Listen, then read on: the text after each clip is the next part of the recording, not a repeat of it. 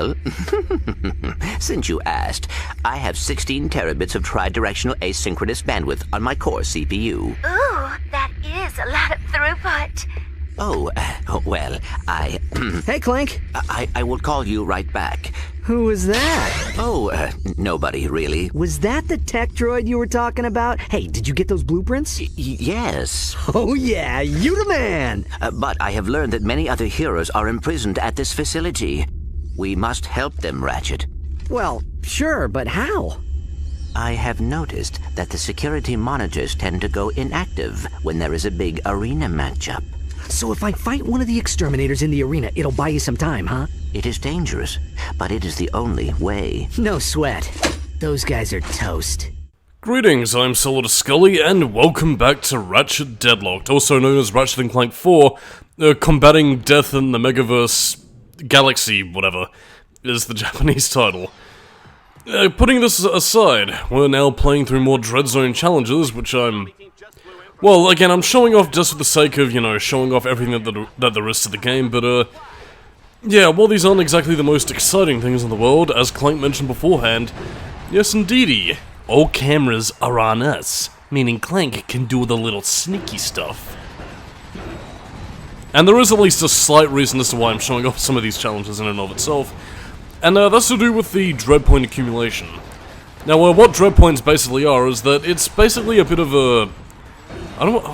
what do you consider it a paywall? I suppose, but I guess the best sort of comparison I really have is the Dread Points are kind of similar to the medals in Sonic Unleashed, where basically you need a set amount of Dread Points to access new stages. And while, generally speaking, you can pretty much keep up with the threshold if you're just keeping up with the challenges as the game presents it, yeah, nothing really to say on that aspect. So yeah, I mean, generally speaking, as you just play through the game normally, you'll generally have, like, enough Dread Zone points to meet the threshold nicely without any excess backtracking or grinding, so... Again, the system could have been far worse, especially given that Insomniac could have quite easily padded the game, with more Dread Zone challenges that you have to do rather than, anything else, but Insomniac are talented enough to say, here's things you can do if you want, but generally if you play the game normally, you should be okay. And thank bloody goodness. But yeah, this challenge is pretty much the zombie survival mode, where they'll pretty much just drop down mounds of zombies and you gotta defend with your weapons and basically just stop them from hitting the end zone, which is your face, that they'll eat. Although, I mean, it does make me wonder, actually, why is Ratchet in any conceivable danger when wouldn't robot zombies just want to eat metal? Like Reactor, who eats metal? The roar! I don't know, it's just a thing. Really, but we're almost done with this challenge anyway, so I don't need to waste any more time whatsoever on stuff. There we go, that's the ticker. And yeah, we pretty much only needed to do this one challenge, but where's the fun in not showing off anything else? And yeah, I suppose it is also apropos to mention that more of these challenges are unlocked as you progress throughout the different tournaments. Like, I mean, you already had a few that you could have done after the qualification course, which is where you get the Marauder armor. You unlock a bit more as you do the Crusader, Vindicator, so on and so forth. So, again, Dread Zone Station does get more challenges added as the game goes on. But again, you're never really required at any point to do this. It's just something that you can do, and, well, yeah, considering the fact that I did these challenges after I did the, the Vindicator tournament, yeah, that's why Ratchet's armor is a bit of a different color to what it was, and, if I could say anything about the Dread Zone armors, I mean, I don't think they really protect you more than any other armor set, it's just that the color of your armor changes. I mean, you can change back to an armor color scheme that you do, like, in the options menu, because again, Ratchet & Clank games often have skins, and again, you can change into a fair few. That does also make me wonder, actually, because in Ratchet Deadlocked, you also have a few... I'm guessing these skins were obviously designed with multiplayer in mind, but skins based on, I think, what are meant to be the different Dread Zone contestants. Because, I mean, you have, skins such as Squidzor or Withrium, which are basically meant to be various aliens and whatever else. They never appear in the game as enemies or whatever, so it does make me wonder whether or not they were meant to be the NPCs you would have talked to in the Dread Zone Station, or maybe you would have either teamed up or you know, played with him during the Dreadzone tournaments. I don't know, it's a bit of a curiosity to me, but sadly I guess we'll never truly know. By the way, I do apologize if you're hearing any background noise right now, because it's currently raining. I mean, yeah, as we're in Australia, we're exiting the summer season, and now it's just cold, depressing, wet rain. And it's a bit of a downpour today, actually, which is quite surprising. But a bit of a welcome change, because, I mean, it has been blisteringly hot over the last couple of months, so... yeah, I'm ready for the seasonal change. I also find rain quite soothing, actually. I don't know. But, on to more important matters. Well, yeah, nothing really to say here, just more Dreadzone challenges. So I suppose I might as well talk about the weather. And, holy fuck, that downpour's getting quite heavy. Like a Silent Hill downpour.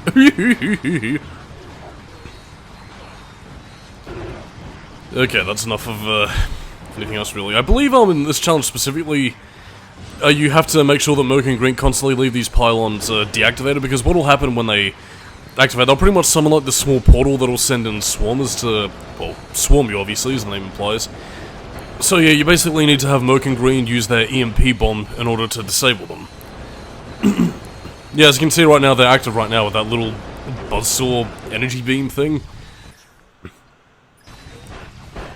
Yeah, that's pretty much all she wrote. The challenges are as simply as it simply does. And again, I don't mind these ones lacking in context, but, you know, some of the stuff on the main pathways during certain planetary missions... again, I brought this up during Planet Torval, actually, where, you know, they just have tertiary challenges for the sake of itself. That stuff is generally just sort of, whereas I prefer stuff that has a little bit more tangible context as opposed to blow up a statue, because that's the mission, fake, game show, whatever. I don't know, this does actually have something with an upcoming planet we'll be going to next time, but I actually really would have loved to have seen if they did a more, you know, something kind of akin to Walkstone, really, where you are also rescuing Dreadzone viewers from, you know, being destroyed as part of the challenges set up by Gleam and Vox. I don't know, I feel like that probably would have also helped to kind of make the stakes feel a bit more tangible and get the, you know, the watching public on Ratchet's side, as opposed to just sort of having, you know, the jokey sort of committing, yeah, whatever, Ace Hardlight's a tool, I like the guy that smoked Reactor, cause I'm a kid! And again, I suppose you might think I'm being a little bit too rough on Ratchet and Clank's humor, when, again, I want to stress that, I mean, the jokes are... they're okay. They're not gut-bustingly hilarious, but again, it does continue the series' trademark humor, which is fine. It's just that I wish they relied less on jokes that we've heard time and time again in previous games and focus more on, you know, developing the world and characters.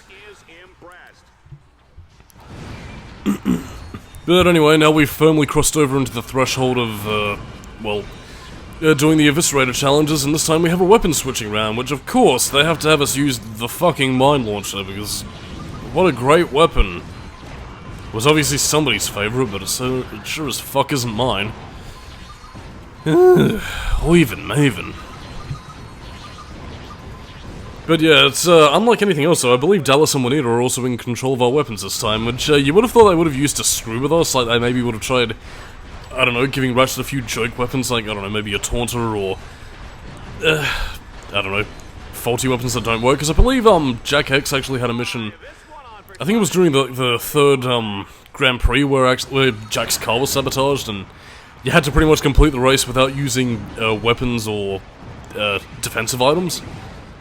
Which, I mean, in and of itself, the mission was a bit balls, but it was a nice bit of narrative synchronicity that, you know, I kind of appreciate, especially given the rising tension and stakes that game have, which, yeah, not really looking at a favourable comparison, because, you know, while Jack X in and of itself does have its repetition, being a racing game and everything, at the same time, though, I feel like its plot also does escalate a little bit better than Ratchet Deadlocked, where it's only really here where Ratchet Deadlocked's plot really starts to kick into gear, and that's really only because of what they do with a certain character. But even then, Insomniac don't exactly go as far as they could have with the concept, because, I don't know, I guess maybe they didn't want to kill off a certain character because they liked him? I don't know, really. Yes, yes, you're firing your machine guns at us, but your death will be inevitable. I do have to wonder, actually. It seems like they borrowed the same sort of attack animation from Ratchet & Clank 3 with that chain gun enemy, but, yeah, they just changed up the design and particle effects. Huh. I'm actually kind of curious, actually, because, like, I mean, again, the animations might be a little bit different and the character models might change. But I do have to wonder if, like, some of the same sort of attack patterns were borrowed from Ratchet & Clank 3 up your arsenal. I mean, it is working on a different engine, but I can't imagine that, you know, it would have taken much to rig the same sort of, you know, attack patterns, you know, from, maybe the Tyrannoids over to the Dread Zone robots. I mean, I don't know, that would have been one time-saving way, but I suppose it's neither here nor there in this case. By the way, really fun challenge here that always keeps you on your feet is, you're constantly having these bombs dropped on you. So basically you gotta keep moving and survive until time runs out, which, actually a bit of a fun challenge, and, as we'll hear during the commentary, it was actually designed by both Reactor and Shellshock. Ah yes, they were friends. Which I suppose, to sort of talk about our current exterminator that we're gonna be fighting, the Eviscerator. You've heard basically nothing about him except for the fact that he's an exterminator, and that's pretty much it. You get absolutely nothing from him. Again, he's dead silent, he doesn't have any banter with Ratchet & Clank. I don't think he even has like a specific death animation that you would have seen from Shellshock or Reactor, so yeah, the Eviscerator is basically the weak link in the exterminators, and I can sort of see what they were trying to do with the Eviscerator and making him this like silent assassin killer kind of thing with his own henchmen being the more buganoid alien kind of things, but it doesn't really work with me in the sense that while his attacks are very much changed up between what Reactor and Shellshock were doing, being all power and no precision, I don't know, it's just that the Eviscerator just doesn't really have much to him, and it's a bit of a shame, really. I mean, to talk about the Eviscerator, at least what little we know of him, it's stated, I think it's in the manual, that he's meant to be a bioengineered exterminator, so obviously Pox Industries does have, like, artificially made creations, and I suppose in the same way that, you know, they built up Ace Hardlight or Reactor's bad boy image, the Eviscerator was meant to play on that whole, oh yeah, this is dark and extreme and cool, efficiency and assassination, baby, or, you know, that kind of thing. But again, they never really lean into that apart from the initial news broadcast that we saw in the previous part hype him up. But yeah, he doesn't really seem to do anything else. I mean, we do hear of him killing another hero, I think right at the start of the game, but again, stuff like that just isn't enough, and I think we needed at least a bit more, you know, of the Eviscerator, since again, he's not being treated as a joke akin to, you know, what Shellshock and Reactor were, so I don't know, maybe something to legitimize the threat a little bit more would have been cool. I don't know, it's, oh, well, I mean, I'll talk a little bit more about Eviscerator when we get to his boss fight, which will be happening right now. We are going to fight a disappointing boss fight. Welcome to the matchup of a lifetime, Dread Zone fans. Our challenger, known for his exploits in organized crime, his dabbling in the occult, and his hatred of sunshine, puppies, and chocolates, here's Ratchet. His opponent is a master of disembowelment and a fantastic chef. Ladies and gentlemen, the Eviscerator! Dallas, I predict this match is going to be very quick and very bloody. I almost feel sorry for little Ratchet. She didn't mean that, folks. So, this is the Eviscerator. He had fuck all lines of dialogue, and, again, unlike Reactor and Shellshock that pretty much followed functionally the same sort of attack patterns, yeah, the Eviscerator is much more acrobatic on his feet, and again, while he does have the big fuck-off laser and, you know, the launch 1,000 spikes at you, akin to what a lot of his henchmen were doing, yeah, this one does keep Ratchet on his feet a lot more. So again, the boss fight itself is decent enough, but at the same time, though, it's also just sort of and there are at least a few attack patterns that he does borrow from Reactor, like he'll do this little charge attack where he'll attempt to take a swipe at you, he'll summon some of his minions because, you know, that's always a sign of good boss design. Very, very Streets of Rage 1. Why bother focusing on one boss with good attack patterns when you can just, oh no, distract the player with pish enemies, video games.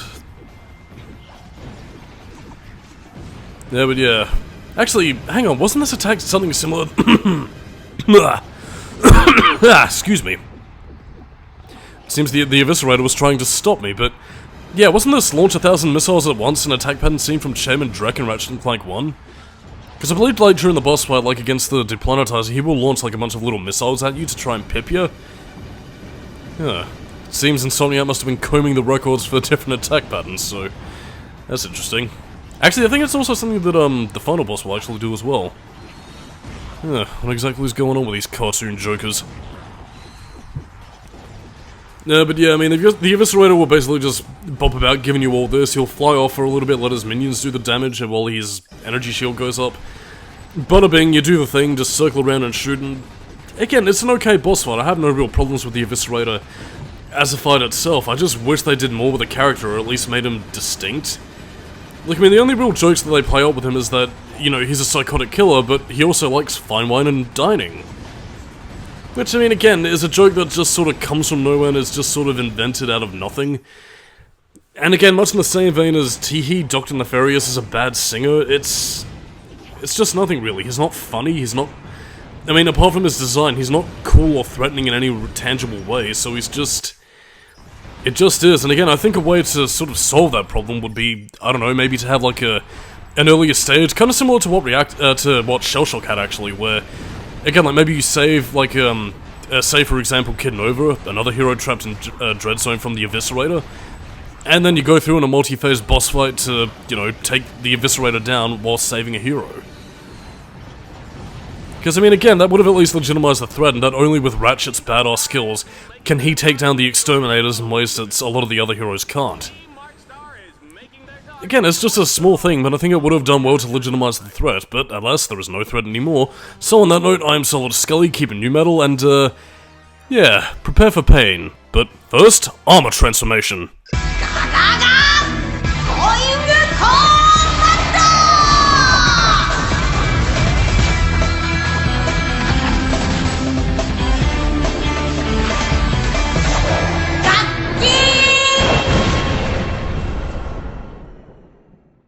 Hey, Al, I got here as soon as I could. Silence! Can't you see I'm trying to concentrate? What are you doing? Clank, are you sure this is safe? It is an acceptable risk. Shh! I just need to close one more circuit. Al, you're a genius! You did it! I know. No! Looks like somebody broke the rules.